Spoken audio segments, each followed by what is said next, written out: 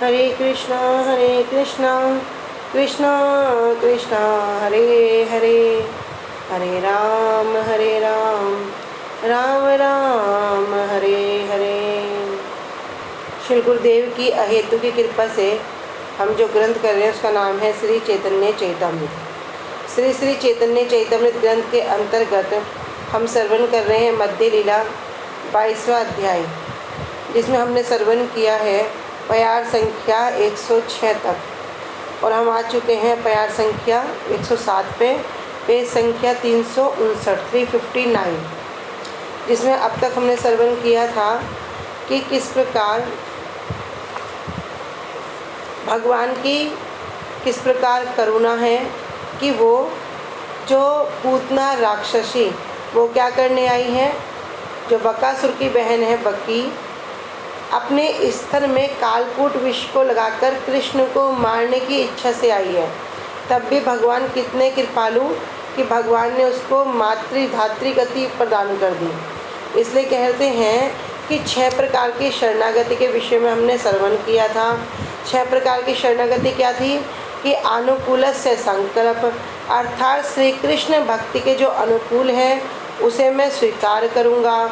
प्रतिकूल से वर्जन, अर्थात जो श्री कृष्ण भक्ति के जो प्रतिकूल जो विषय है उसको मैं अवश्य ही क्या करूँगा, परित्याग कर दूँगा। फिर रक्षति इति विश्वासो, कि क्या वे मेरी रक्षा करेंगे। कौन करेंगे? कृष्ण ही मेरी रक्षा करेंगे, उनके अतिरिक्त मेरा और कोई नहीं है, इस प्रकार का विश्वास। चौथा क्या था? गोप्तृत्वे वर्णम तथा, अर्थात गोप्ता, जो गोप्ता मतलब जो सबका पालन करने वाले के रूप में मैं उनका वर्ण करता हूँ, जो सबके वर्ण हैं। समस्त कर्म करके मैं उन कर्मों के भी जो देवता हैं उनके द्वारा पालित होऊंगा, इस प्रकार वे कौन है? पालन करता है। आत्मनिष्पेक्ष, आत्मनिष्पेक्ष अर्थात मेरी कोई इच्छा नहीं है, जो भी इच्छा है वो कृष्ण की इच्छा है, मैं उन्हीं की इच्छा में अपनी इच्छा को मिला दूंगा, अर्थात मेरी जो इच्छा है वो स्वतंत्र नहीं है। फिर था कार्पण्य। कार्पण्य शब्द का अर्थ है यहाँ विनम्रता, स्वयं को दीनहीन मानना। इस प्रकार जो 6 प्रकार की शरणागति है इसके विषय में हमने श्रवण किया था। फिर श्रवण किया था कि यदि कोई शरण लैया करे कृष्ण आत्मसमर्पण, कृष्ण तारे करे तत्काले आत्मसम। यदि कोई क्या करता है, अपने आप को पूरा का पूरा शरणागत होकर भगवान को आत्मसमर्पित करता है, खुद को समर्पित कर देता है, तब क्या होता है? कृष्ण तारे, भगवान भी उसे उसी समय तत्काले उसको स्वीकार कर लेते हैं। इसलिए क्या है? सबसे इम्पोर्टेंट है शरणागति। शरणागति अर्थात मारी बे राखी बे जे इच्छा तुम्हार, अब प्रभु मैं आपका हूँ, अब आपकी जैसी इच्छा है आप मुझे उसी प्रकार रखो। इसी विषय में हमने श्रीमद् भागवतम का एक श्लोक श्रवण किया था, जिसमें बताया गया था कि जितने भी ये संसार में जीव हैं वे सब कैसे हैं? मरणशील हैं, सबकी मृत्यु निश्चित है। और जब क्या करते हैं, जब सभी अपने कर्मों को परित्याग कर देते हैं, परित्याग कैसा? परकुष्ठ रूपेण त्याग, हर प्रकार से उनको त्याग करके भगवान के प्रति, अर्थात भगवान स्वयं कहते हैं जो अपने सभी कर्मों को त्याग करके मेरे प्रति संपूर्ण रूप से निवेदन हो जाता है और क्या करता है? आत्मनिक्षेप, अर्थात मेरी इच्छा से ही क्रिया करता है, अपनी इच्छा से नहीं करता, मेरी इच्छा से ही क्रिया करता है, तब उसको क्या प्राप्त होता है? तब उसको अमृतत्व प्राप्त हो जाता है। अर्थात क्या है? भगवान है सद्चिद आनंद में। अभी संसार में हम क्या भोगते हैं? दुखी दुख भोगते हैं। ये कार्य करेंगे सुख मिलेगा, इस कार्य को पूरा करेंगे सुख मिलेगा, लेकिन सुख है ही नहीं। लेकिन भगवान के साक्षात उस आनंद के विग्रह हैं, तो वो जो आनंद है उसी आनंद का वो भक्त आस्वादन करेगा। अर्थात क्या है? भगवान कहते हैं वो मेरे समान ही चिद स्वरूप रस भोग को भोग करने के योग्य हो जाता है। फिर हमने आगे सुन कहा था कि इसी प्रकार से श्री सनातन गोस्वामी जी को साधन भक्ति के लक्षणों के विषय में महाप्रभु वर्णन कर रहे हैं। कह रहे हैं कि जो साधन है वो साधन कैसा है। कह रहे भाव भक्ति जब इंद्रियों के द्वारा साधित होती है तब उसे साधन कहते हैं, तब उसे ही साधन भक्ति कहते हैं। और भक्ति का जो जीव भक्ति ही क्या है, वो जीव का नित्य सिद्ध भाव है। संसार में हम बहुत सारे भाव लेके चलते हैं, माता का, पिता का, पुत्र का, परिवार का, रिश्तों का, ये सब भाव तो हैं, पर ये क्या है, ये अनित्य है, ये सब मिथ्या है, ये नश्वर है। किंतु जो हमारा जो नित्य सिद्ध भाव है वो क्या है, भक्ति है। इसलिए बताया गया था भक्ति कैसी है, भक्त ढूंढना पड़ता है, भक्त बनाना नहीं पड़ता। भक्त तो वो ऑलरेडी है। क्या होता है, हमारी जो भक्ति का जो भाव है वो सुप्त अवस्था में है, लेकिन जब किसी हरि गुरु वैष्णव के मुखारविंद से हम वो शुद्ध कथा को श्रवण करते हैं, वो जो उनकी जो शुद्ध कथा इन कर्ण रूपी दोनों के माध्यम से हमारे हृदय में उतरती है, तब वो क्या होती है, जो सुप्त अवस्था में जो भक्ति है वो जागृत हो जाती है। इसलिए कह रहे हैं इसको साधन भक्ति। फिर इसका लक्षण बताया था, एक स्वरूप लक्षण, एक तटस्थ लक्षण। स्वरूप लक्षण में बताया था क्या, श्रवण क्रिया आदि, अर्थात जितनी भी भक्ति हैं, भक्ति के जो अंग हैं, श्रवण, कीर्तन, स्मरण, पाद सेवन, दास्यम, सख्यम, आत्मनिवेदन, अर्चनम, वंदनम, ये जो भक्ति हैं ये क्या है, स्वरूप लक्षण है। अर्थात जो भक्ति के साथ जुड़ा हुआ होता है, जो वस्तु के साथ विद्यमान होता है, जिसके बिना वस्तु का अस्तित्व ही नहीं रहता। और तदस्थ लक्षण उपजय प्रेम धन। और तदस्थ लक्षण क्या है, जो श्री रूप गोस्वामी जी बताते हैं, क्या, अन्य अभिसालितम शून्यम ज्ञान कर्मादि अनावृतम अनुकूल कृष्ण अनुशीलनम भक्ति उत्तमा। कह रहे अन्य अभिलाषिताम शून्यम और ज्ञान कर्मादि अनावृतम, अन्य अभिलाषाओं से भक्ति ढकी हुई नहीं होनी चाहिए। ज्ञान कर्मादि और ज्ञान कर्म से भी भक्ति ढकी हुई नहीं होनी चाहिए। तो यहाँ स्वरूप लक्षण है, मतलब स्वरूप लक्षण को स्वीकार करना है, और जो तटस्थ लक्षण है उसको त्याग करना है। इसी प्रकार आगे कह रहे थे कि नित्य सिद्ध कृष्ण प्रेम साध्य कबू नाए, श्रवण आदि शुद्ध चित्ते करे उदय। जो ये नित्य सिद्ध कृष्ण प्रेम है, जो ये कृष्ण प्रेम है वो तो नित्य सिद्ध है, साध्य कबू नाए। इसको क्या करना होगा, इसको कभी भी ये साध्य नहीं है, मतलब इसको साधना नहीं पड़ेगा, ये तो नित्य सिद्ध है। इसलिए श्रवण आदि शुद्ध चित्ते, इसको श्रवण करना पड़ेगा। कैसे, शुद्ध चित्त से।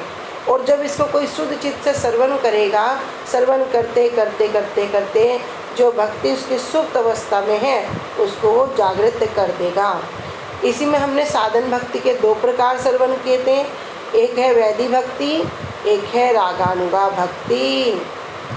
फिर कहते थे रागहीन जन भजे शास्त्र आज्ञा, और वैदी भक्ति बलि तारे सर्व शास्त्र गए। तो रागा, जो वैदी भक्ति और रागानुगा भक्ति क्या है, वैदी भक्ति अर्थात जो शास्त्रों में जो बताई गई है, जो विधि है और जो निषेध है, उसके अनुसार भक्ति को याजन करना। अर्थात शास्त्रों में बताया भैया एकादशी व्रत करना अनिवार्य है। शास्त्रों में बताया झूठ नहीं बोलना चाहिए, कपट नहीं करना चाहिए, जीव हत्या करना पाप है। इस प्रकार जो भी वर्णन है उसी के बताए अनुसार भक्ति को करना, ये होगी वैदी भक्ति। रागानुभाग भक्ति जिसमें स्वाभाविक राग आ गया, अब इसको करने के लिए कोई हमें चेष्टा नहीं करनी पड़ती। लेकिन रागहीन जन, अभी किसी के अंदर राग नहीं है, राग का उदय नहीं हुआ है, तब क्या करो, भजे शास्त्रेर आज्ञा, भैया शास्त्र की आज्ञा से ही भजन करो। वैदी भक्ति बलि तारे सर्व शास्त्र गाए, इसी को वैदी भक्ति कहा जाता है। तो इसी विषय में अब हम आगे 107 श्लोक पे, ये श्लोक कहाँ से, श्रीमद् भागवतम में से। श्रीमद् भागवतम में जब श्री परीक्षित महाराज जी प्रश्न करते हैं श्री सुखदेव गोस्वामी जी से कि क्या, कि जो मरणासन व्यक्ति है उसके लिए क्या करना चाहिए, उसके लिए क्या कर्तव्य है। अभी परीक्षित महाराज जी प्रश्न कर रहे हैं श्री सुखदेव गोस्वामी जी कि भैया जो व्यक्ति मरणासन है, अब ये प्रश्न किसके लिए है? ये प्रश्न हम सब के लिए है। यदि विचार करें तो हम सब ही मृत्यु के नज़दीक हैं। सबको पता है कि हमने कितनी हमारा उम्र हो चुकी है, हम कितने साल, कितने महीने, कितने दिन, यहाँ तक कि कितने घंटे, कितने सेकंड, ये भी हम बता सकते हैं। किंतु क्या कोई बता सकता है कि हमारी मृत्यु कब होगी? ऐसा कोई भी नहीं बता सकता। इसलिए कहते हैं विश्वास जो निकल रही है उसका हम विश्वास नहीं कर सकते कि अगली श्वास हमें मिलेगी या नहीं मिलेगी। तो इसी विषय में पूछ कौन रहे हैं? परीक्षित महाराज पूछ रहे हैं श्री सुखदेव गोस्वामी जी से कि मरणासन व्यक्ति के लिए क्या करना कर्तव्य है, क्या करने से जो उसकी बददशा है उससे उसको छुटकारा मिलेगा, क्या करने से जो 84 के जो हम फेर में घूमते रहते हैं, पुनरपि जन्मम पुनरपि मरणम पुनरपि जठने जठने शयनम, इससे हमें छुटकारा मिलेगा। और तो और हमने अपने आप को क्या कर दिया, पूरा का पूरा ग्रह में आसक्त कर दिया। हमारी आसक्ति कहाँ है? हमारी आसक्ति संसार में है, घर में है, गृहस्थी में है, रिश्तेदारी में है, अपने प्रियजनों में है, जो वास्तव में सब अनित्य वस्तु है। तो भैया ऐसी अवस्था से, ऐसी बददशा से कैसे, किस प्रकार मुक्त हो सकते हैं? तो इसी विषय में श्री सुखदेव गोस्वामी जी यहाँ वर्णन कर रहे हैं। कह रहे हैं तस्माद् भारत सर्वात्मा भगवान हरिरे ईश्वरः श्रोतव्य कीर्तित्वश्च स्मृतिश्च क्षताभ्यम। कह रहे तस्मात् भारत, हे भरतवंशी। अभी क्या करें? संबोधन पर। भरतवंशी कौन? परीक्षित महाराज जी कि हे भरतवंशी, तस्मात् इस कारण से सर्वात्मा जितने भी सब जीव हैं, अर्थात सबके हृदय में जो स्थित हैं, कौन है? सर्वव्यापी परमात्मा, वो भगवान ही, वो परमात्मा ही हमारे हृदय में आत्मा के रूप में, परमात्मा के रूप में स्थित हैं। कह रहे हैं भगवान हरि ही ईश्वरा, वो भगवान कौन? जो सच्चिद आनंद विग्रह है। ईश्वर परम कृष्ण सच्चिदानंद विग्रह अनादिरादि गोविंद सर्व कारण कारणम। कह रहे जो परम भगवान है, जो हरि है, भगवान हरि, हरि मतलब जो हरण करते हैं। क्या हरण करते हैं? अपने भक्तों के जो कष्ट हैं, जो दुख हैं, उनको जो हरण करने वाले हैं। ऐसे भगवान जो सबके हृदय में जो स्थित हैं और अपने भक्तों के क्या करते हैं, जो बद हैं, उनके सब जीवन के सभी कष्टों को जो हरण कर लेते हैं। ईश्वर मतलब जो परम नियंता है। नियंता किसको कहते हैं? कोई बताएगा? नियंता अर्थात कंट्रोलर, नियंत्रण करने वाले। ईश्वरा इसलिए कहते हैं ईश्वर, जो क्या कर सकते हैं? कर्तुम अकर्तुम अन्यथा कर्तुम, जो दिन को रात, रात को जो दिन कर सकते हैं। इसलिए वे कौन है? वे सबके नियंता हैं। हरिरी ईश्वर। कह रहे श्रोतव्य, वे ही कौन है? वे ही श्रोतव्य, सुनने योग्य हैं। किससे सुनेंगे? जो ये प्रामाणिक अधिकारी हैं, जो गुरु वैष्णव जन हैं, जो वास्तव में भगवत जन है। कह रहे कीर्तित्व अर्थात वे ही गुणगान करने योग्य हैं, अर्थात जो उनके गुण की जो महिमा है, क्या भगवान का नाम, क्या भगवान के रूप, क्या भगवान के गुण, इनकी महिमा को गुणगान करने योग्य हैं। चा स्मर्तव्य, चा मतलब और स्मर्तव्य उनको स्मरण करने योग्य है। कह रहे चा इच्छताम अभ्यम, अभ्यम मतलब भय, मतलब जिसको भय होगा, लेकिन अभ्यम जो क्या करेंगे? हर प्रकार से भय से, जो सांसारिक जो भौतिक जीवन का जो भय है, इससे जो मुक्ति दे देंगे। और क्या करते हैं? जो व्यक्ति चाहता है वो क्या करेगा? वो ऐसे ही प्रभु के, परम भगवान के श्रोतव्यम, उन्हीं का गुणगान करते हैं, उन्हीं की महिमा को गान करते हैं, उन्हीं की महिमा को श्रवण करते हैं और उन्हीं को ही स्मरण करते हैं। इसलिए भगवान को क्या कहते हैं? उन भगवान कैसे हैं? अशोक, अभय, अमृत। जहाँ पर जाने से, जिनके चरणों की सेवा में लग जाने से किसी प्रकार का शोक नहीं रहता, किसी प्रकार का भय नहीं रहता। और क्या होगा? अमृत। अमृत मतलब जैसे कि किसी प्रकार का जो मृत्यु है वो मृत्यु भी नहीं रहती। तो यहाँ पर इसलिए श्री सुखदेव गोस्वामी जी परीक्षित महाराज जी कह रहे हैं, हे भरतवंशी महाराज परीक्षित, संबोधन पत्र संबोधन कर रहे हैं किसको? परीक्षित महाराज जी को, कि जो पूर्ण पुरुषोत्तम भगवान है वो मनुष्य के हृदय में किस रूप में है? परमात्मा के रूप में स्थित हैं। जो क्या है? ईश्वर, अर्थात जो परम नियंता है, जो सबके कंट्रोलर है और जो क्या करेंगे? जो सारे के सारे जीवों के जो कष्ट हैं उनको सदा दूर करने वाले हैं।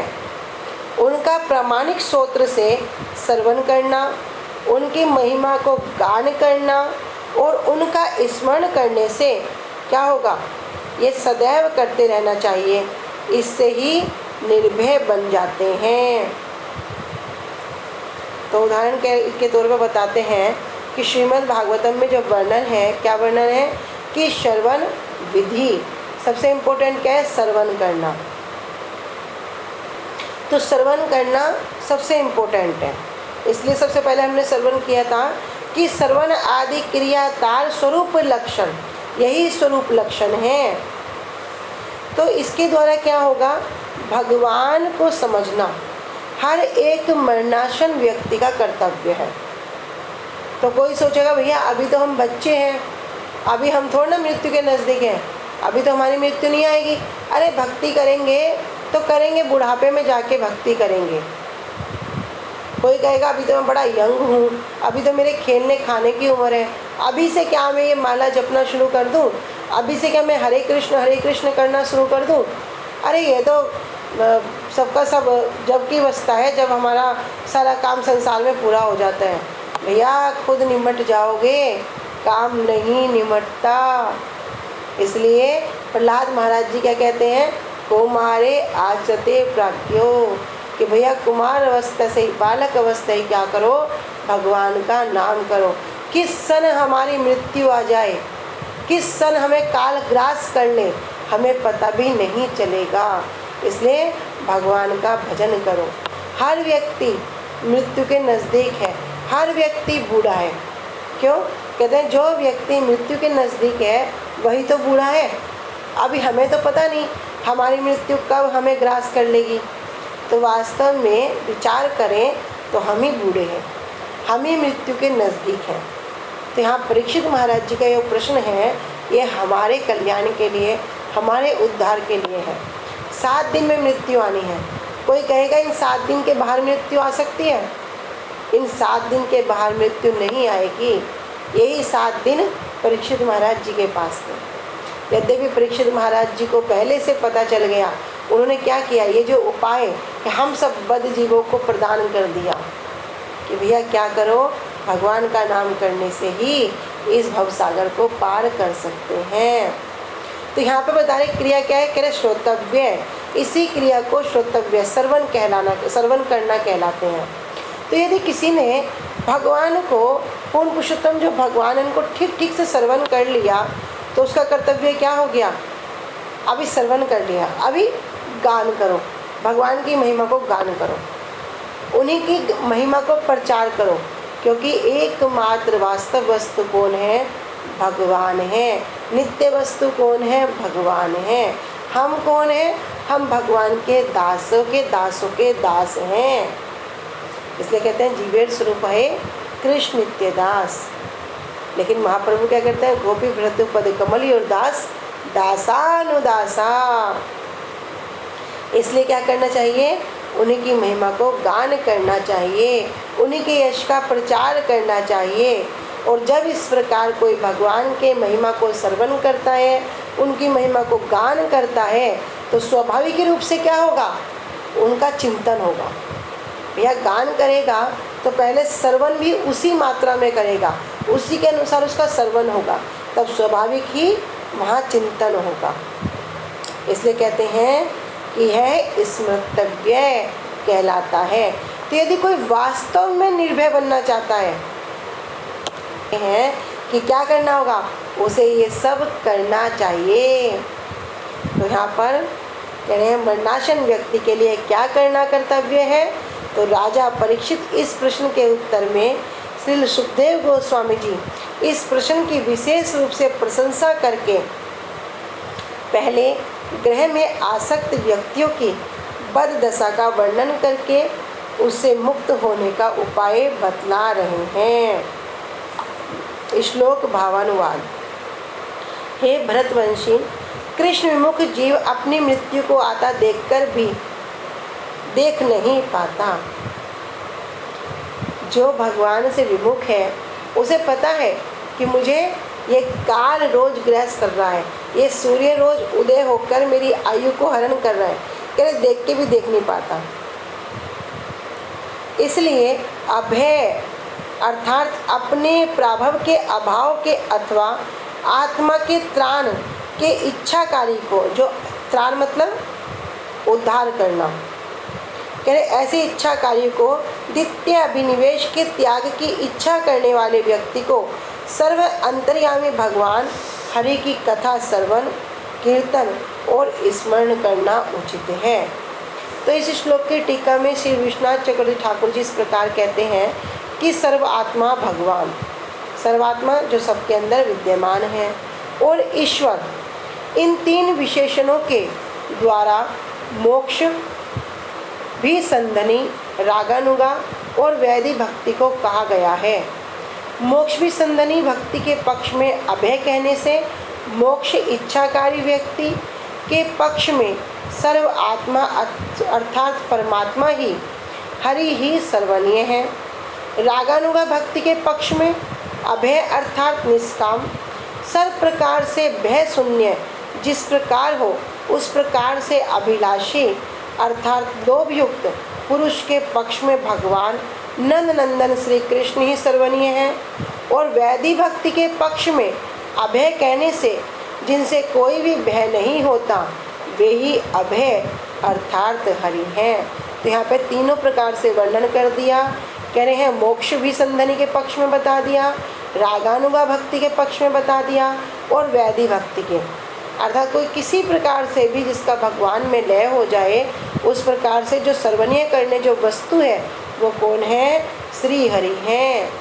आत्मा के त्राण की इच्छाकारी व्यक्ति के पक्ष में आत्मा का जो कल्याण चाहते हैं, जो आत्मा का उद्धार करना चाहते हैं, ऐसे व्यक्ति के पक्ष में अभय जिसको किसी प्रकार का भय ना हो, कहने से सबके नियामक रूप सबके जो कंट्रोलर हैं ईश्वर ही, कौन ईश्वर, हरि ही सर्वनीय है, कीर्तनीय है और स्मरणीय है। इसलिए कह रहे हैं कीर्तितव्यश्च एव स्मर्तव्यश्च। तो यहाँ दो चा दे दिए, चाकार के प्रयोग के द्वारा यह कहा गया है कि श्रवण कीर्तन और स्मरण एक काल में ही करना उचित है। यदि श्रवण किया उसको स्मरण भी करो, उसको गुणगान भी करो, तो इसको करना चाहिए यदि किसी को वास्तव में निर्भय होना है। इसी विषय में आगे कहते हैं, कह रहे हैं कि वैधि भक्ति के प्रारंभ में परमहंस अवस्था को प्राप्त करने से पहले जब देव वर्णाश्रम धर्म का पालन, उसकी उत्पत्ति, एक होता है वर्णाश्रम धर्म, एक होता है देव वर्णाश्रम। वर्णाश्रम धर्म के ये 4 वर्ण और 4 आश्रम के जो अंतर्गत हैं, और देव वर्णाश्रम जहाँ पर भगवान के और भगवान के भक्तों के जो अनुगत्य में है। एक सेकेंड, तो यहाँ पे कह रहे हैं मुख बाहुर उपाद्य भे पुरुषस्य आश्मयी सह चत्वारो जग्गिरिवर्णा गुणैर्विप्रद्य पृथक् या एषां पुरुष साक्षात् आत्म प्रभव में ईश्वरम न भजन्ते अवजानन्ति स्थानाद भ्रष्टा पतन्ते अधा। कह रहे हैं मुख बाहुर उपाध्यभ्ये अर्थात मुख, बाहु अर्थात भुजा बाजू, और उरु, उरु मतलब कहते हैं कमर को, और पादेभ्य, पादेभ्य मतलब पाँव से। पुरुषस्य, पुरुषस्य कौन, जो परम पुरुष हैं। आश्रमी, आश्रम मतलब जो विभिन्न आध्यात्मिक जो विभाग हैं, आश्रम जो है। चतवार, ये चार। जग्गेरी, जग्गेरी मतलब प्रकट हुए, ये चार विभाग प्रकट हो गए। कहते हैं चतवारो जग्गेरी वर्णा गुणेर विप्रदाय पृथक, और वर्णा मतलब जो वर्ण, सामाजिक जो वर्ण है उनके विभाग से, गुणे विशिष्ट गुणों के साथ विप्राद्य, विप्राद्य मतलब ब्राह्मण आदि अलग अलग जो है, ब्राह्मण क्षत्रिय वैश्य शूद्र ये सब अलग से हुए। कहते हैं कि ब्रह्मा के मुख से ब्राह्मण वर्ण प्रकट हुआ, और इसी तरह उनके जो भाव हैं उनसे क्षत्रिय उत्पन्न हुए, उनकी कमर से वैश्य प्रकट हुए, और पैरों से शूद्र उत्पन्न हुए। तो ये चार वर्ण हैं, इन चारों वर्ण के जो आध्यात्मिक आश्रम क्या है, ब्रह्मचार्य, गृहस्थ, वानप्रस्थ और संन्यास। जब ये चार वर्ण और चार आश्रम मिल जाते हैं तब क्या होता है, मानव समाज को ये पूर्ण करते हैं। कह रहे हैं इसमें ही आगे, या एशाम अर्थात या, ये जो एशाम अर्थात इन वर्ण और आश्रम का जो विभाग है, या एशाम अर्थात इन आश्रम और वर्णों के विभाग से साक्षात आत्म प्रभव ईश्वरम, साक्षात कौन है, जो भगवान है, आत्म प्रभव जो सबके स्रोत हैं, जो परमात्मा रूप में हम सबके अंदर विराजमान है। कह रहे ईश्वरम, ईश्वर मतलब फिर वही शब्द है जो कंट्रोलर है, परम नियंता को। ना भजनते अवजानंती, जो उनका भजन नहीं करता, जो उनकी उपेक्षा करता है, वो क्या है, स्थानाद भ्रष्टा, स्थानाद अपनी स्थिति से, अर्थात जिस स्थिति में वो है, भ्रष्टा पतंते अधा, अर्थात क्या होते हैं, भ्रष्ट हो जाते हैं। और क्या होते हैं, पतंती, पतंती मतलब गिर जाते हैं, कहाँ, अधा, अधा मतलब नीचे की ओर, नारकीय गतिविधियों की ओर में गिर जाते हैं, उनका पतन हो जाता है। तो जिस स्थिति में भी हो उस स्थिति से भी उनका क्या होगा, पतन हो जाएगा। क्यों हो जाएगा, यदि वो इस प्रकार भगवान को जो नहीं जानते हैं, जो भगवान को नहीं मानते हैं, जो भगवान की उपेक्षा करते हैं। तो यदि कोई व्यक्ति चारों वर्ण और आश्रम में क्या करेगा, केवल औपचारिक स्थिति बनाए रखेगा। कैसी, सिर्फ औपचारिक, संसार संसार संसार उसी में उलझा रहेगा, किंतु भगवान की पूजा नहीं करेगा।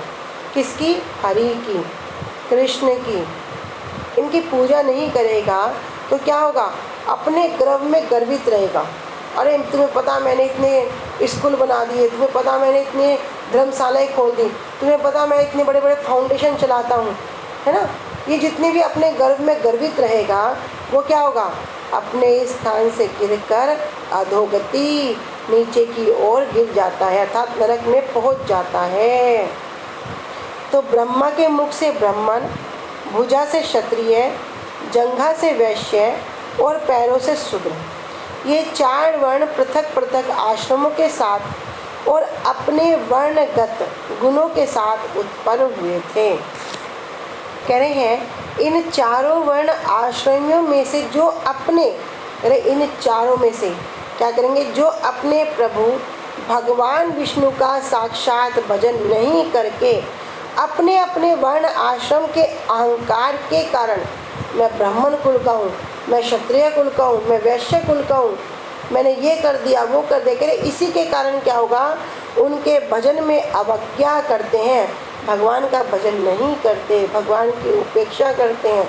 अरे भगवान भगवान कुछ नहीं है, जो हूँ, मैं करता हूँ, भगवान क्या करेंगे, है भगवान कौन, अनेक अनेक प्रकार से भगवान की उपेक्षा करते हैं।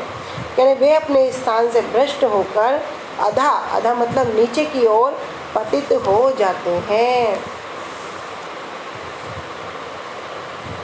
तो ये श्लोक कह रहे हैं पद्म पुराण से, बहुत सुंदर यहाँ वर्णन है। आगे कह रहे हैं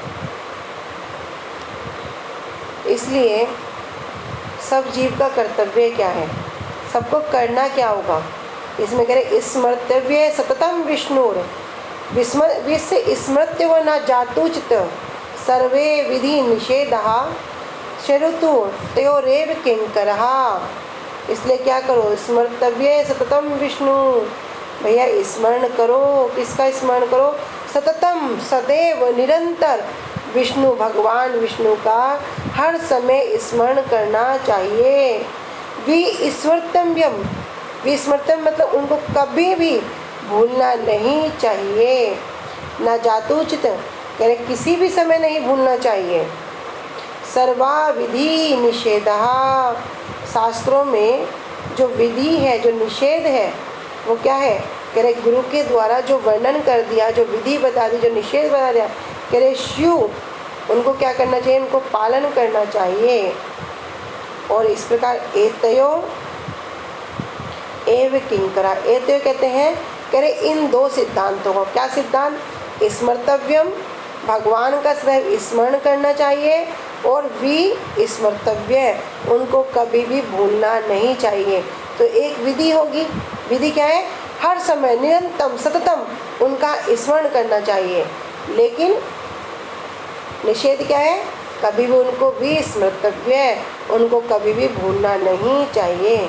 तो शास्त्रों में जितने भी सब नियम है, जितना भी सब वर्णन कर दिया, जितने भी शास्त्र हैं, कह रहे उसमें यही क्या बता दिया, यही मुख्य है, एक विधि है, एक निषेध है। तो इन दो नियमों के अधीन वो होना चाहिए। सबसे इम्पोर्टेंट क्या है, भगवान को स्मरण करना, भगवान की महिमा गान करना, कह रहे कभी भी हर समय निरंतर तेल धारावर्त उनको स्मरण करते रहना चाहिए।